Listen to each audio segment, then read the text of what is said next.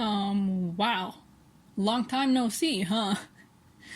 Well, as a nice treat for Sonic's birthday, we're already at the next arc. No month-long wandering. What is Eddie gonna do? How are they gonna come together? How are they gonna find each other? What are they gonna do? Oh my god! Yeah, I'm energetic today. And this will probably be the first of my comic reviews that isn't on a Wednesday, but on a Friday instead. The other video has me very exhausted, but it's well worth it. But I decided not to push myself further and just relax a bit for Sonic's birthday instead of like worrying over 2 entire videos in one single day. Instead, I'll just kind of worry about 2 entire videos in a whole week. Plus, they're of the big videos. They're not of the little playthrough tidbits I do, so they're bigger videos, so it's extra worry. But anyway, not much to say about the cover. I think it looks anime, or I guess since it's a comic, manga as heck. And Zamam looks cooler than he has any right looking, considering he's just an unfortunately unfixable stereotypical character, but I digress. I like the glow around everyone as well, but in the little, like, flames at the bottom and what kind of looks like a sun in the background. But that's about all I have to say about the cover. Eggman and Sonic are battling it out in Winterberg, and while it's been like, 2 weeks for us? We have another one of those implied, ambiguous time skips this comic has sometimes. Sonic comments that it's been a while, so I guess some time has passed since the test run arc. Pretty much like in the games, honestly. There's implications that time has passed since the last adventure, but never anything specific. Eggman is hunting Zeddy! Fair enough, I mean, this arc isn't called isn't this arc called Zeddy Hunt? It's not called that for nothing, if that's the name, if I'm not misremembering. I'm gonna assume he's after Xena here, at least if it's consistent with how her level was all snowy and with Snowman in Lost World. Plague-a-Palooza though, I'm feeling that one. Give me that jab already, like... No. Let's not focus on that, let's focus on blue hedgehogs instead. I do like the throwback though with the snowman, if that is what it is. And I like the throwback on the Zombot arc, which, fair enough, that's the last time we really saw the Zeddy outside of Bad Guys, and Bad Guys was just Zavok. Okay, then I guess it's not Xena, it's Zeke. You can kinda see where Zavok got his attitude from, since Zeke is like, the wig should be left behind, even while thinking about Zavok, his former apprentice and current leader. But he considered this an extraordinary circumstance and decides to gather some of the Zeddy himself and meet Zavok halfway, since he's assuming he's gonna be trying to gather everybody else too. And I know everybody and their mother has pointed out this line by now, but yes, I also appreciate the potential Dragon Ball Z abridged reference and the dig at that nickname. Zavok is where we left him at the end of Bad Guys. He's still wounded, still helped along by that robot he took control of. It may just be one robot from an army, but hey, come on now Zavok, it's a good robot!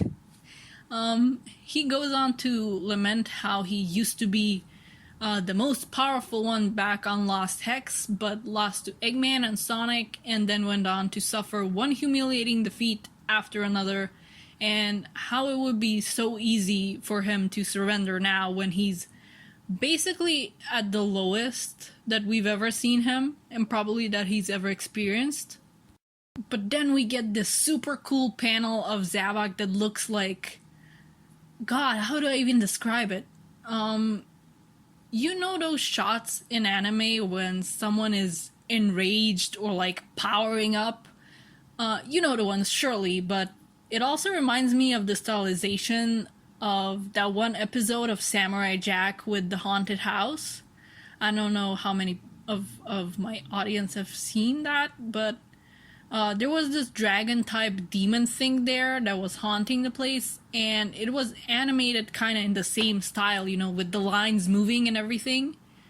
Anyways, enough of my art gushing. Zavok is out for revenge and indeed planning to gather up the rest of the Deadly Six. Once they're reunited, he wants to lay waste to everything. Zaz is kind of proving what I'd said when we last saw the Zeddy. Zeddy? Alright. He's not really great at doing much of anything without a leader to tell him how and where to channel all his violent energy. He's kind of like a feral gremlin man right now, kind of failing to do much, including hunting fish. Fortunately for him, that leader he's desperately lacking is here. This is a very well-drawn scene, and I love Zaz's expression here. I love the pacing with the dialogue too, just what are you doing? It's great. More nice art as Zavok pretty much scolds Zaz for just surrendering and trying to survive instead of trying to conquer the people again. This line honestly makes me wonder if the Lost Hex was even their home or just a place they arrived on as, I guess, an alien species and just conquered it. Maybe that's why we never see any other Zeddy, but I doubt that they're gonna go explore this anyway. I'd hope they would. I trust that Evan Stanley and Ian Flynn would do a great job at fleshing out an entire species like the Zeddy, but I doubt they're gonna let them do that, sadly. Zavok orders Zaz to summon his moon mech back, and they wreak havoc on the nearby town. And here's further confirmation to what I was saying about Zaz. As soon as he has someone to lead him again, he's right back to being a big threat. Zavok grabbed a random doctor and forced them to tend to his wounds, while also preventing them from tending to anybody else. The doctor is pretty banged up themselves too. Like, look, they even got stitches? Unless that's something like old and part of a character design, but I really doubt it. Zavok's a jerk. But he also finds out about the restoration thanks to Zaz, since they were the ones to fix up the town after Zaz and the Zombots tore the place up. We're in Vista View, that's the name of the town. There's a first panel with just the cutest background characters, but if I posted that, I'd be posting the full page, and I don't want to do that. Go look at the full comic yourselves. It's okay though, because we have this other cute background character who I will guess is a baker. She has freckles and she's blue, so I'm immediately biased.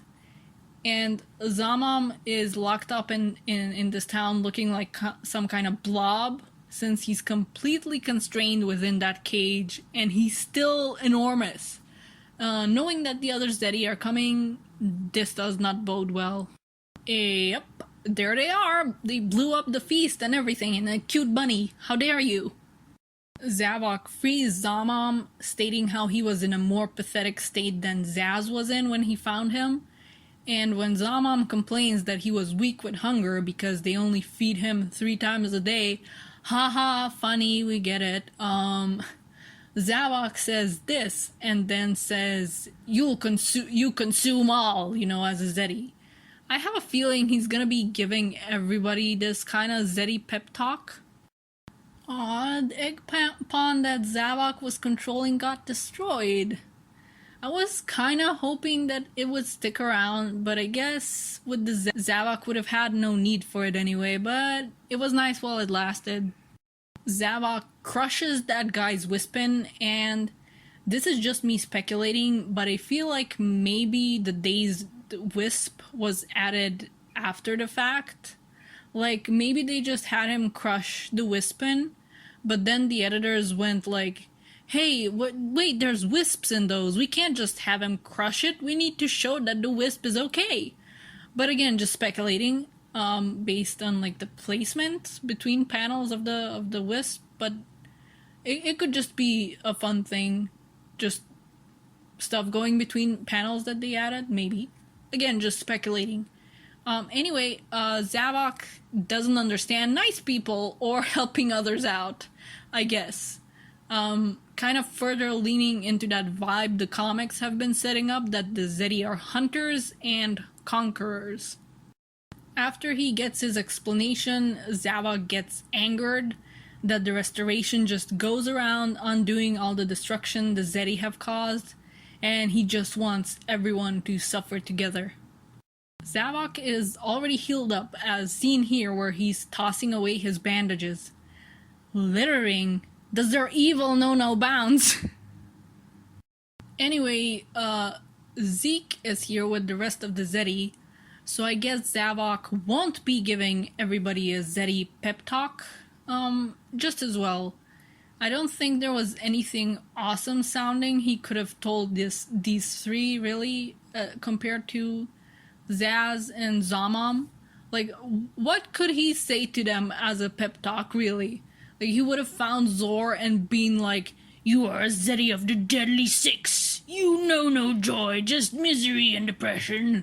And found Xena and gone, "You are a Zeti of the Deadly Six. You, get manicures and are the girly stereotype of the team."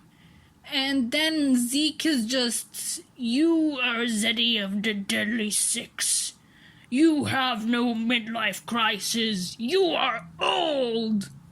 Yeah, probably best that Zavok wasn't the one finding them with his pep talk. That, what can you say about them? There's like nothing cool sounding, really. I kind of love these silly two panels where Zeke is like, "That's it? That's your plan?" And Zavok just gets kind of nervous, like, "No, there's more." It's silly. I like silly. And I guess we were due to some silliness with the pages of destruction we've seen so far. Zeke brings up how Zavok is just setting up a pattern with the towns, and how that way it'll be easier for people to figure out where they're going next. So they're deciding to go for the restoration instead, to root out all hope.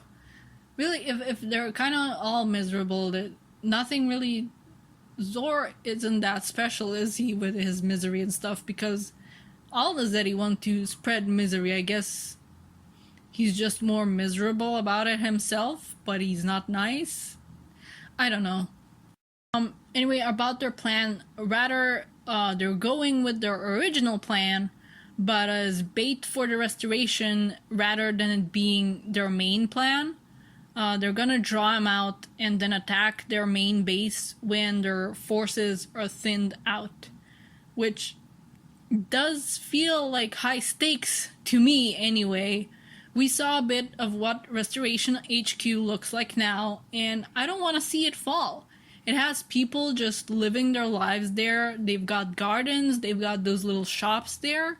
I don't want to see all that fall to ruin. This is a very good setup with all that in mind.